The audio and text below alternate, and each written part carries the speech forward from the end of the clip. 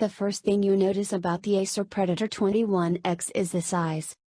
Whether you're seeing it for the first time as you take it out of the custom Pelican case it ships in, passing someone struggling to carry it on their way to a meeting, or sitting down to see it at a desk day after day, the sheer bulk of the 21-inch, almost 19-pound laptop will shock you almost every time. It's a laptop that looks like it has grown strong dining on the blood of other, smaller laptops. The screen by itself is thicker than a MacBook Pro. Originally announced at IFA 2016, the 21X was never meant to be a practical or affordable option. It's the ultimate what-if device, a glimpse at what hardware makers can accomplish when things like common sense and logic are thrown out the window. Weighing in at an impressive 18.76 pounds, the Predator 21X physically dwarfs pretty much any other laptop ever made.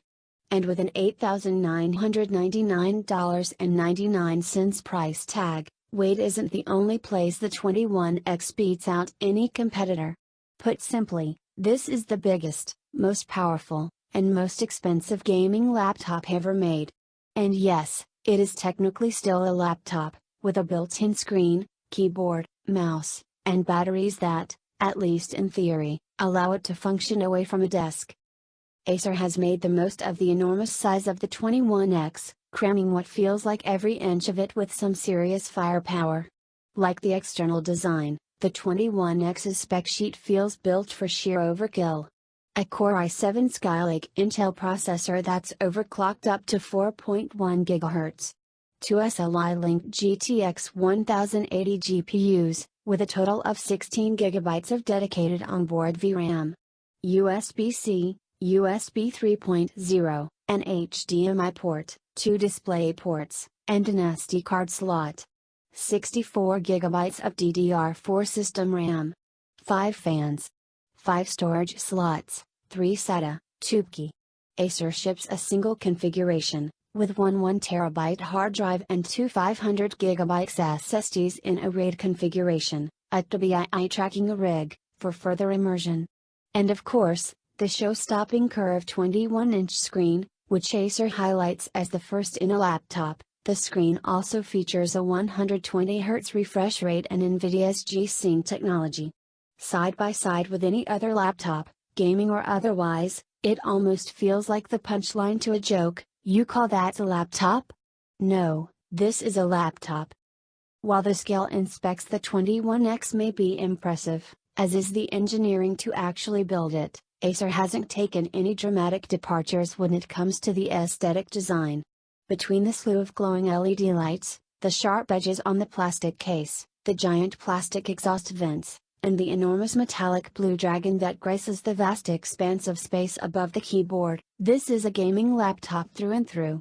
As a side note, the blue dragon is one of 20 options for the panel, which is removable to access internal hardware. Battery life is a disappointment with the 21X, even compared to the lowered expectations for gaming laptops.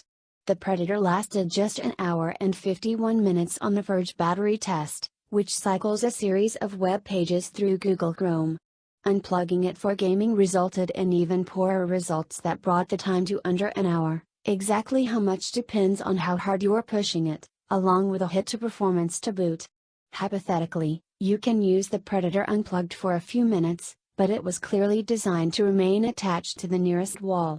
And the power bricks, yes, there are 2 of them, each individually massive, are made even more comical when placed together in the custom rubber enclosure that comes with the laptop. Given that the Predator 21X is so obviously, single-mindedly focused toward gaming, I figured the only natural thing to do with it was to try and use it as a regular computer for my day-to-day life. Look, I was curious to see how it would work.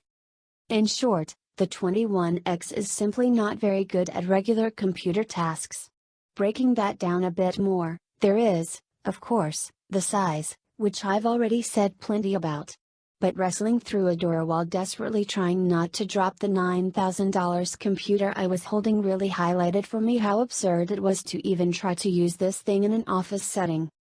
Additionally, the 21X features a full mechanical keyboard, complete with standard desktop Cherry MX Brown switches. It is loud, very loud, to the point where the entire pod of coworkers near me had either commented, complained, or possibly plotted my death in a secret Slack room. I personally find the MX Brown to be a good middle ground for both typing and gaming use, but I can see why the noise would get on people's nerves. Sorry, Dan, Ashley, Caitlin, Lizzie, Michael, Quame. But the keyboard itself is incredibly awkward to use for non-gaming purposes. It's positioned right up at the front edge of the laptop, instead of farther back. That means that there's no natural place to rest your palms except for the optional, magnetic palm rest, which becomes yet another thing to carry around. But even with a rest, given the high height that the keyboard actually sits at due to the thickness of the 21X, I found it to be uncomfortable to use for extended periods of time, which drove me back to my MacBook Pro when I needed to get actual work done. The same can be said about the screen. On paper, the massive 21-inch curved panel seems like it would be great for productivity. But the resolution is relatively low at 2800 by 1080 pixels. Sure, it's wide, but it comes out to the same vertical resolution of a regular 1080p panel.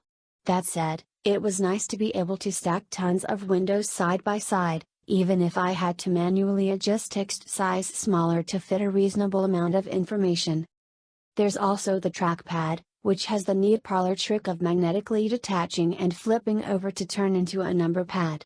As Windows computers go, the trackpad is actually really good. Acer has included Windows Precision drivers, so it's accurate, and the array of swipes and gestures all work well. But the trackpad itself is just too small for navigating so wide a screen even with mouse sensitivity turned up, and I generally prefer to use an external mouse even for regular work. To be clear, all three of these issues, the keyboard, the screen, and the trackpad, all vanish when it comes to actually gaming.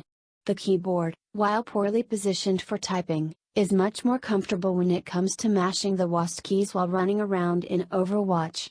The screen, which resulted in comically sized windows for most websites, gives a wide, almost cinematic experience in Battlefield 1.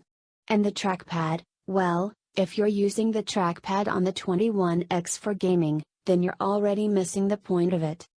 As for performance, you might be able to trip up the 21X if you do advanced CAD work or heavy video editing, but there's certainly nothing in my workflow that could manage it.